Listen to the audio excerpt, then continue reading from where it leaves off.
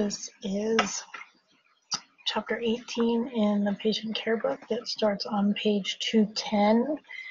There are key terms on 210 and 211 that you probably want to look over and at least be mindful of what they are. This whole chapter discusses aseptic technique and the different types of asepsis, where they are utilized in radiology, and different items of interest that we have to be mindful of. When we talk about aseptic technique, it can be applied in any clinical setting. It's particularly important in situations where the patient is having surgery, or they're inserting intravenous lines or catheters, urinary catheters as well, and any kind of drain, like a thoracostomy tube or mediastinal drain, things like that. The goal of aseptic technique is to protect the patient from infection and to prevent the spread of pathogens and harmful microorganisms. Pretty much with aseptic technique, the biggest things are to clean, to sanitize, and to disinfect areas that have been contaminated or potentially contaminated.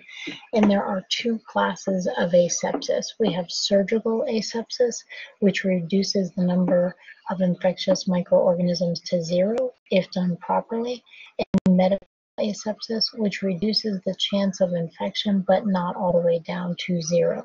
So pretty much things are really, really clean but not sterile, not surgically clean. When we look at asepsis and medical imaging, it's important to practice that, especially in sterile procedures. In medical imaging, we have some different challenges with regard to the fact that we have all different kinds of equipment designs. We have a different variety of exams that are being done and require aseptic technique. And then they also have a mix of staff and how well versed they are in performing aseptic technique. Techs that tend to work in the OR or work in interventional radiology tend to have more knowledge of this, whereas diagnostic techs have very limited knowledge in this. So it depends who's doing the procedure as to how well versed they are in that. But it is something we all need to be mindful of going into the field. Some procedures that we do that require aseptic technique would be some biopsies, any kind of angiographic procedure where they're looking at an artery and injecting contrast, any kind of line placements that are done, hysterosalpingography where they look at the uterus and the fallopian tube of a woman, and any kind of arthrography where they look at joints and inject contrast into the joint to see how it moves, to see if there's any tears or a ruptured bursa sac, things like that. When we look at some different sources of infection, those are numerous. Your skin can be a source of infection, your hair, your nasopharynx, your nasal passages, fomites, which are inanimate objects that can carry infectious microorganisms, the air itself, human error, like not cleaning something or cleaning something improperly, and cross-contamination. When we look at the two types of asepsis, there is medical asepsis and surgical asepsis. And that comes from chapter 17 when we first spoke about that. But when we look at medically aseptic, that is where you remove or destroy the infected material, which reduces the chance of infection, but it does not reduce it to 0%. So things are really, really clean, but they are not sterile. And the best example of that would be hand washing.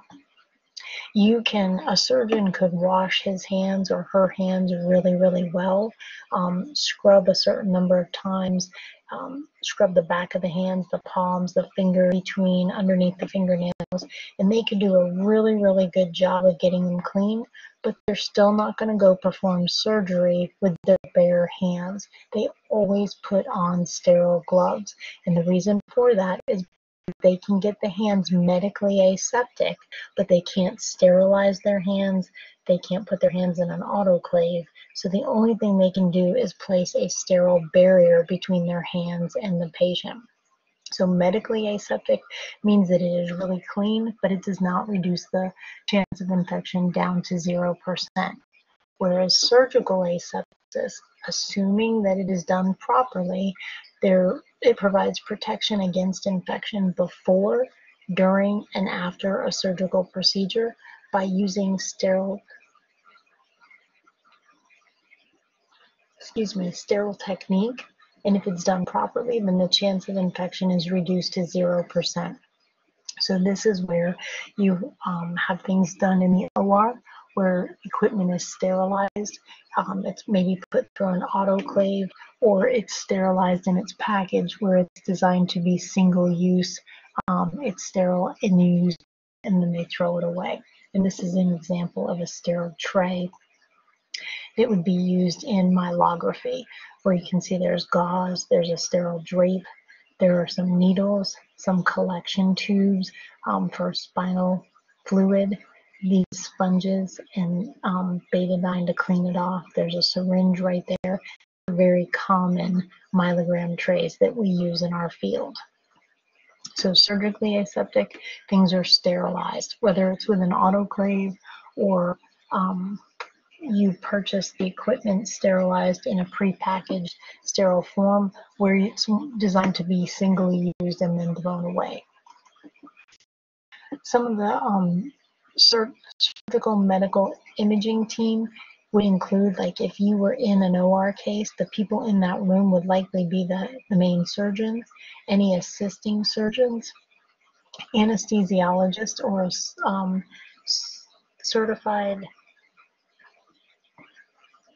certified registered nurse anesthetist. Sorry, kind of blanked out on what that was, but somebody to put the patient to sleep, an OR nurse, surgical technicians that assist the surgeon in handing instruments and making sure everything is set up, surgery technologist, which is typically us to run the C-arm, and any support or staff that's needed besides those people in the room. So all of those people are typically in an OR suite when a case is going on. As far as a sterile field, this is an area where it's microorganism free and it receives the sterile supplies. So you set up this area and then you place the sterile supplies into or onto that space. It's established using a sterile drape. There are no viable microorganisms in this space. You only place clean and dry materials in the space. And then you use unexpired and unopened materials. If anything is expired or appears to be opened, we do not use it. We assume it's contaminated and we dispose of it. And then we have what's called a sterile corridor, which is the area between the patient's drape and the instrument table. That is designed to be sterile as well. So when you're passing from the instrument table to the patient, it is in a sterile environment. As far as sterile draping, if you want to see a picture of that, it's actually on the bottom of page 213, where they're going to establish a sterile field.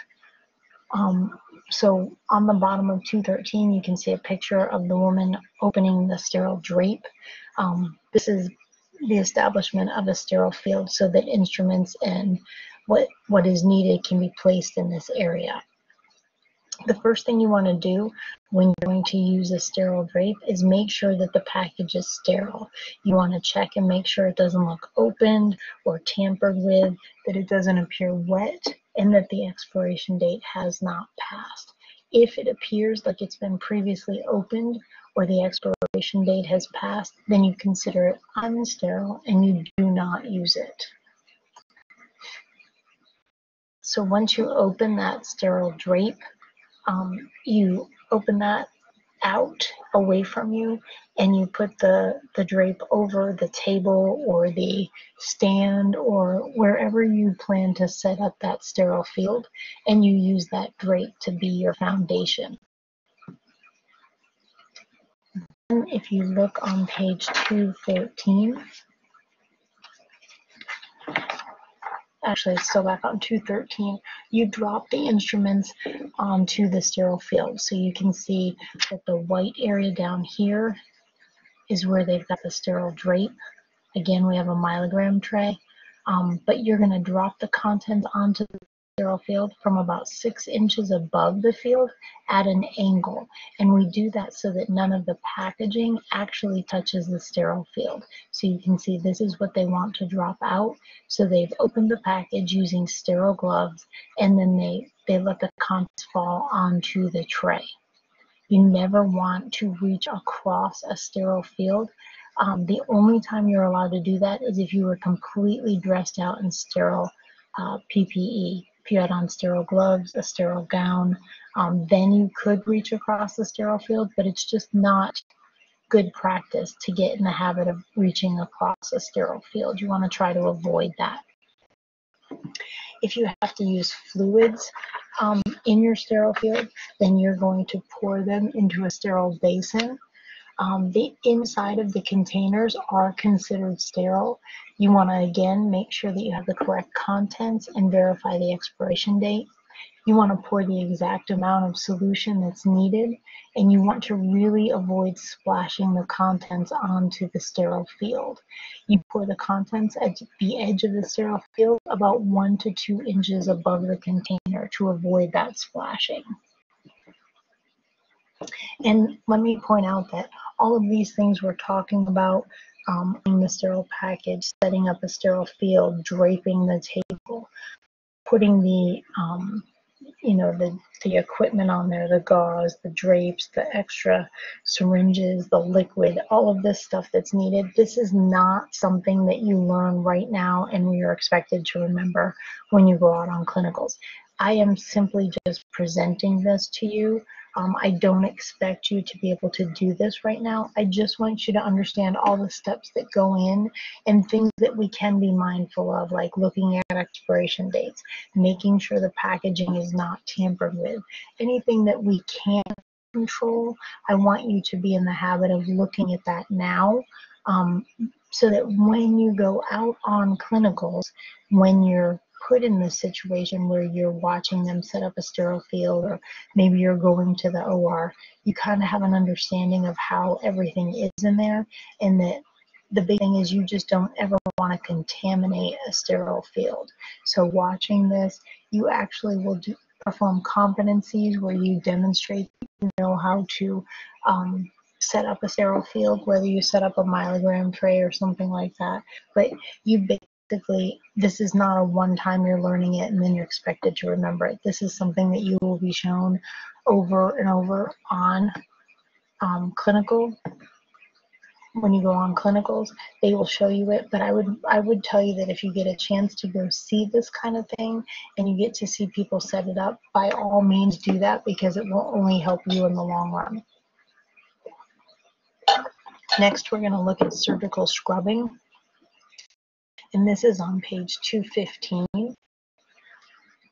When we look at surgical scrubbing, the purpose is to remove and reduce the concentration of microorganisms. So this is medically aseptic scrubbing.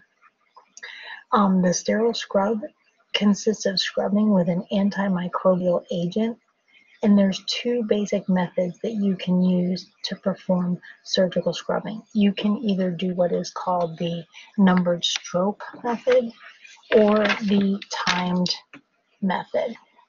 When they do the numbered stroke method, you have a certain number of brush strokes that are used for each finger, the palms of the hand, the backs of the hand, and your arms. And then the other way, the time scrub, says that you have to scrub for a certain period of time. I don't know offhand. I want to say it's 2 minutes, but I could be wrong on that. But you consistently scrub for the entire time frame, and then once time has expired, then that's when you're considered done. And this is just to get medically aseptic, because once they go through all of this, they will put on sterile gloves.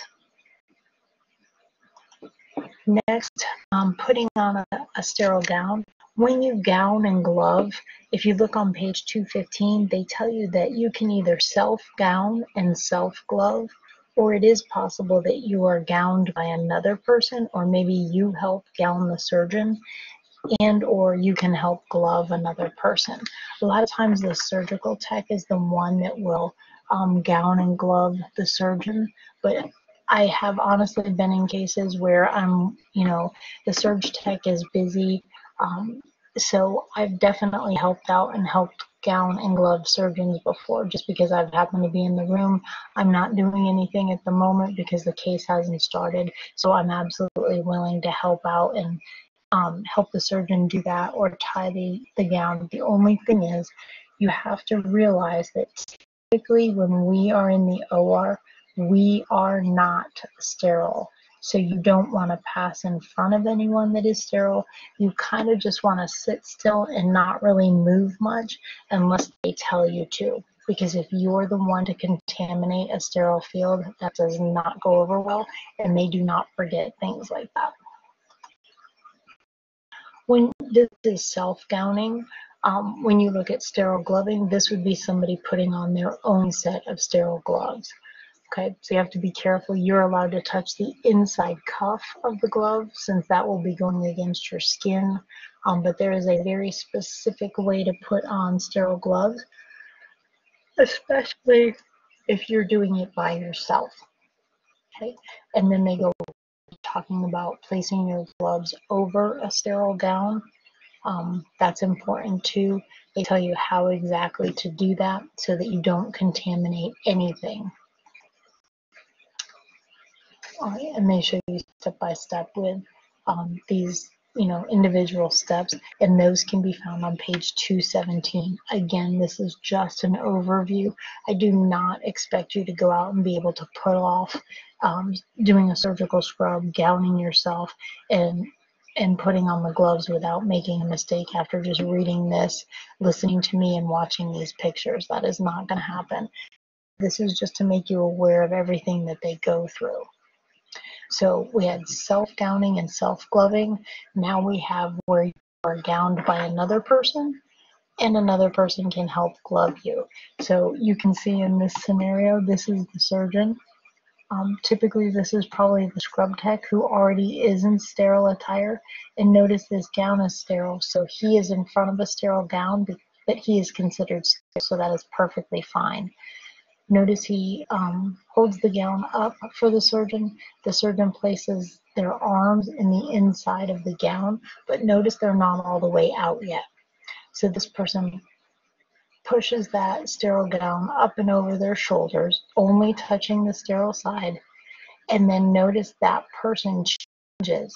So this person, now that they're both sterile, they only can pass each other front to front. They cannot go front to back, or they could go back to back. But if this gentleman came around to do that, he would be then considered unsterile because this uniform is not sterile. So he places it like that. And then this is where typically I would come in and I would help pull the gown back, kind of tug on it so that it comes up their arms, and you tie this. And then typically there's one more tie down here that they have to twist, and they hand to you and you tie. And then notice this gentleman is back in the picture helping get the sleeves down and the sterile gloves on.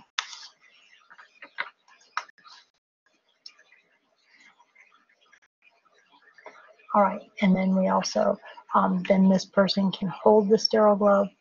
They're wearing sterile gloves and sterile attire, so they can hold the glove open so that the surgeon can simply place his hand down in the glove, and then the cuffs come up and over the surgical gown for more protection. When you remove sterile gloves, there is a certain way. I would argue they don't show you everything in here because when you're going to take this glove off, typically what you do is you take it off like that, but then you ball it up in your hand. As it's pulled off, you typically ball it up in your hand, and then you do the same process with the other hand. So once the wadded up glove, you place it in here, and then you're allowed to stick your hands inside the glove because that is considered not sterile. And then you would rip this glove off with the old one right here. So if you took this glove off, then you would basically ball that glove up right here, And then when they took it off, that balled up piece would be inside that glove. So the only thing on the outside is what touched you. So therefore, not only does it help protect you and the patient in this whole process, but by throwing it away like that, you protect environmental services, anybody who might touch the trash or have the trash break. If you were to take off your gloves, and I'll be honest with you, this isn't just sterile gloves, I take off every pair of gloves like this. It's just a good practice to get into. Typically keeps your hands way cleaner than what they would be without that. So it's just an easy way to take it off and have everything in one neat little package and not risk contaminating yourself. Some procedures that require sterile technique that we are potentially involved in would be dressing changes, tracheostomies, chest tubes, urinary catheters, any intravenous or intra-arterial line, pacemakers, surgical studies, portable studies, in the neonatal unit, in the ER, going to a patient's room, going to a patient who's in ICU. All of these pose different scenarios where sterile procedure would probably need to happen. And most of these things radiology is involved in some aspect. When they talk about dressing changes, I know that's not this slide, but when they talk about dressing changes, they tell you the best way to change dressing is in a team setting with other RT professionals in the room. I can be honest with you, it's not something that we tend to do quite a bit as far as dressing changes. They typically have, especially now, they either have nurses do that, they could have CNAs do that, but we don't typically change dressings unless they happen to be in our department and that dressing change need comes about. Tracheostomies, on the other hand, this is a procedure that is performed under sterile technique where they actually make an incision into the skin over the trachea, and then they make a surgical incision into the trachea. And they usually do that to provide an airway when they have an upper airway obstruction. It's typically an emergent procedure. It is not something planned. It's not something slow and methodical. It typically is the patient is suffering either from an obstruction or something is going on where they cannot breathe. So it provides an airway for them. And communicating with a tracheostomy patient is critical because their anxiety level is typically very, very high. So telling them what you're going to do and what you need them to do is important. As far as thoracostomy tubes or chest tubes, remember that we talked about these in a previous chapter. Their whole purpose is to drain the intrapleural space in the mediastinum. Remember that could be filled with either fluid or air. These chest tubes help reestablish the negative intrapleural pressure. And remember, thoracostomy tubes tend to be used when the patient has an atelectasis, which is a collapsed lung. Either part of the lung, like one of the lobes is collapsed, or it could be the entire lung. When that lung collapses, whatever fills the void in that collapse determines what they have. So if air or gas fills that void, they then have a pneumothorax. If blood fills the void, they have a hemothorax. If pleural fluid falls in that space, they have a pleural effusion. And if it's pus that actually fills the void, then they have what's called empyema. All right. So that's some reasons that they use the thoracostomy tubes. The other thing is that they can use these kind of chest tubes after open heart surgery in order to drain the post-op fluids from the thorax and the mediastinum.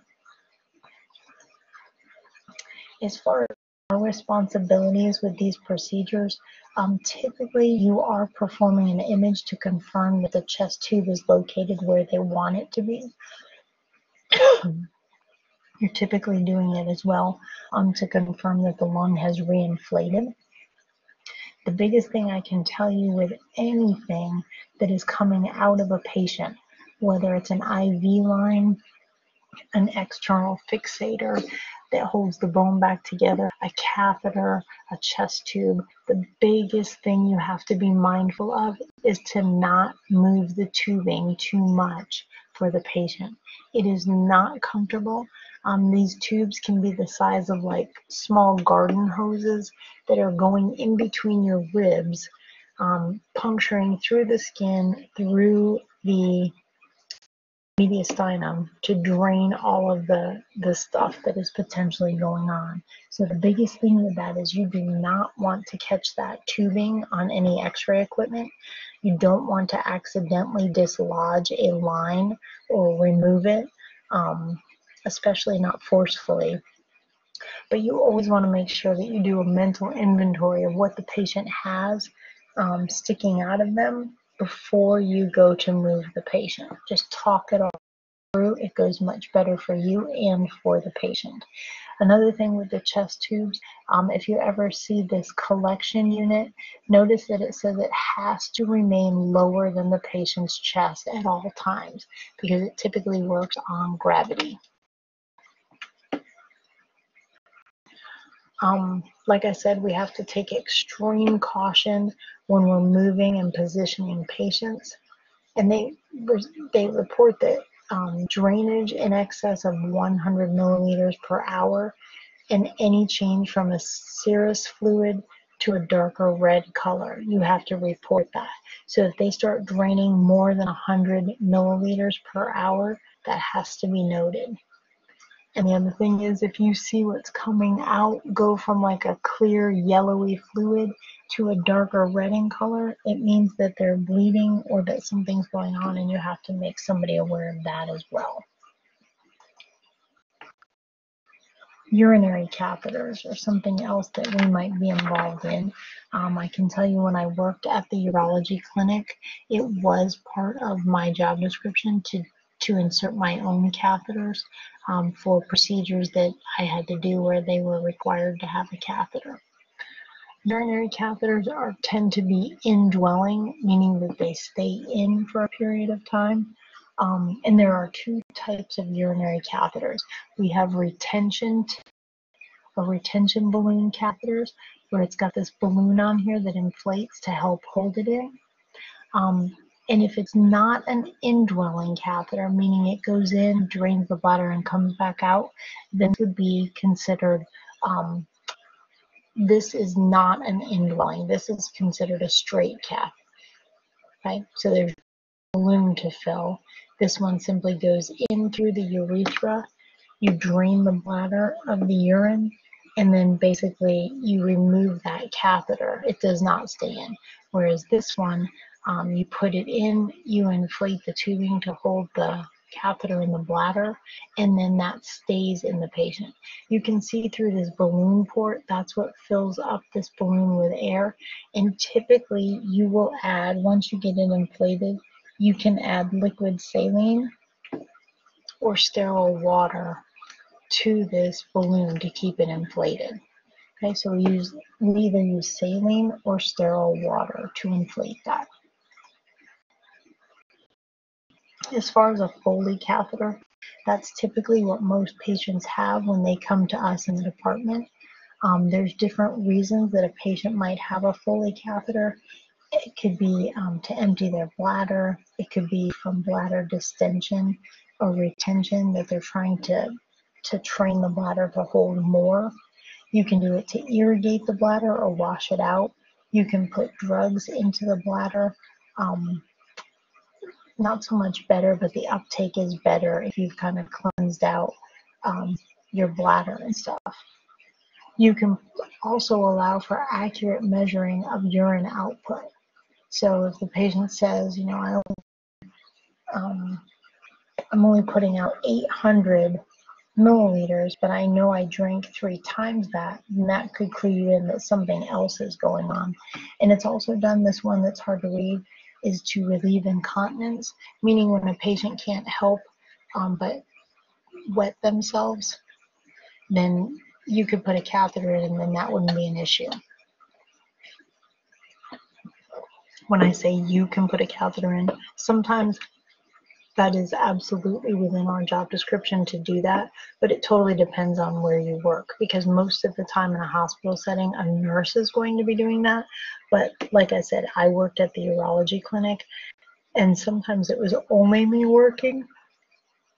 And if that was the case and the patient needed an exam that called for a Foley catheter to be placed in the patient, I would be the one to do that. But I was trained, of course, but once I was trained, I was expected to make that part of the job description.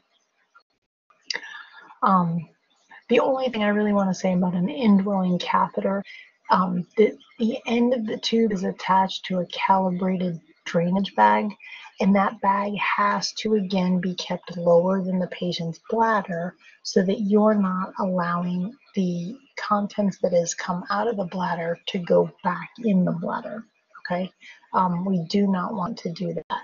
And the other thing is you have to take extreme caution when you are moving that patient.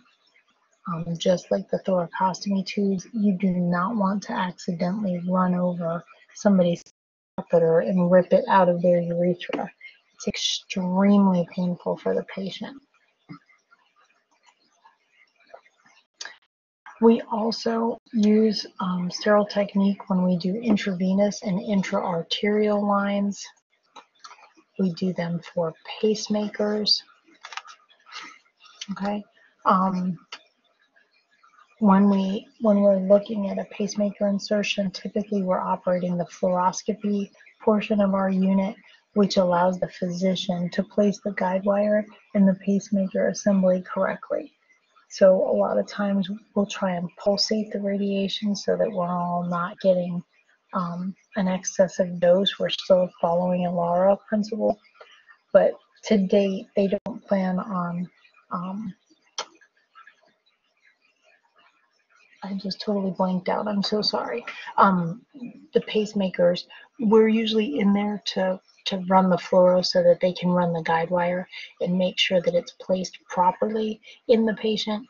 That's usually the biggest role we play. And sometimes our equipment is draped in sterile attire, but for the most part, we are typically not in sterile PPE when we're in the OR. We're just in our regular clothes with just a regular gown over us and a lead shield. We'll obviously have gloves and a mask and things like that, but it's not something where we're typically involved in the scenario to where we need to be sterile as well. But the equipment we use is. We also use sterile technique in portable and surgical radiography. Again, if you're doing a portable or you're going in surgery with that unit, you have to pay strict attention to the sterile technique. You have to be mindful of the sterile corridor and respect the dimensions of that area so that we don't cross-contaminate it. Usually when we do portable fluoroscopy, the image receptor and the patient are draped. They talk about there's new detectors that are gaining popularity in surgery just because of their ease of use and how quick they are. Pretty much there they can take the image and it comes immediately up, which they tend to like a lot. Like I said, they can drape the C-arm. So they reference that the surgical draping of the C-arm in the patient is performed by the surgical team. We typically help them cover our equipment, but they mainly are the ones doing it because they're sterile and they don't want us ruining the sterile field.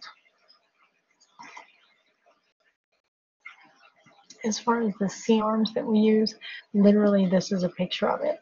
Now this obviously is a backwards C, but it could go all the way up and over and represent laying this way as well. It can also go under the table for a lateral and look like a U. So C-arms are used in the OR to perform fluoroscopic surgical procedures, so live radiography while they're doing the surgery. Working space is typically a problem because you can see usually the patient is lying here, anesthesiologists are up here, surgeon, depending on what they're having done, is anywhere in here. And then they have their scrub tech and everybody else. So we're usually deemed in the way, but unfortunately for us to get our images, we have to be in the way. Maintaining a sterile field with the C-arm can be done, and they talk about there's different methods. You can either snap the bag, the cover of the bag over the IR. You can have what's called the shower curtain drape, where they drape the IR, or you could have just a barrier over the surgery site during imaging. When we take radiographs in the operating room, you obviously have to dress appropriately with whatever they expect you to have on at the time. They're usually pretty good. Like I said, we're usually not in sterile attire. We're just going in covered with regular PPE, but we're not actually sterile. So we cannot reach over sterile fields. We can't pass another person in sterile attire unless we pass back to back, not front to front. You want to identify the surgical team and the float nurse when you come into the room. You want to take charge of your area of responsibility. You have to position the IR and the X-ray unit appropriately and not contaminate the field. And you want to definitely communicate with the OR staff to make sure that they're aware of what you're doing, and you have to be very mindful of what they're telling you as well. There are times that we go in the NIC unit. That is where we image typically premature babies or newborns that are really sick. They're in the newborn ICU. These are very high-risk infants that typically we have to be very, very mindful of sterile technique because their immune systems are not even existent at this point. So you have to take extra care with aseptic technique. A lot of times they reference that we might be doing NICU portable radiography for patients that have transient tachypnea or respiratory distress syndrome. So we might be doing chest x-rays on these babies. The task of getting the images of the infant and maintaining a safe environment without cross-contaminating anything is very, very important. I will tell you that usually the nurses in the NICU are very territorial about their babies, and they will pretty much help us do anything. They will not allow us to cross-contaminate anything to do with that baby because they definitely understand how small their little immune systems are. Gonadal protection is very important. We typically don't place anything on the patient, so you can use what are called shadow shields versus a contact shield. At times, patients are not well enough to come to the department to be imaged, so we do what is called portable radiography, where we go to the patient. When we do that, you want to try and minimize the patient's movements at all, if possible. You want to make sure that all precautions for the safety of the patient and the healthcare worker have to be considered. You want to use proper protection protocols and follow the recommended practices for removing hazardous waste anytime that you do any portable radiography. When they talk about the proper practices for disposing the biohazardous waste, if you look on page 226 and 227, they tell you what the good practices are and what you have to do with hazardous waste disposal. In conclusion, reference that we often will perform in a surgical environment, and we have to be aware of proper surgical techniques. And then when we image patients that have tube insertions, line insertions, pacemakers, catheters, we have to pay extremely close attention to aseptic technique and any imaging considerations that are involved. that brings us to the end of chapter 18, which is all on aseptic technique. If you have any questions or comments or concerns, please go ahead and write those down on the particular slide in question. And when we meet up again, we will try to answer any of those questions and take care of any confusion. Thank you very much.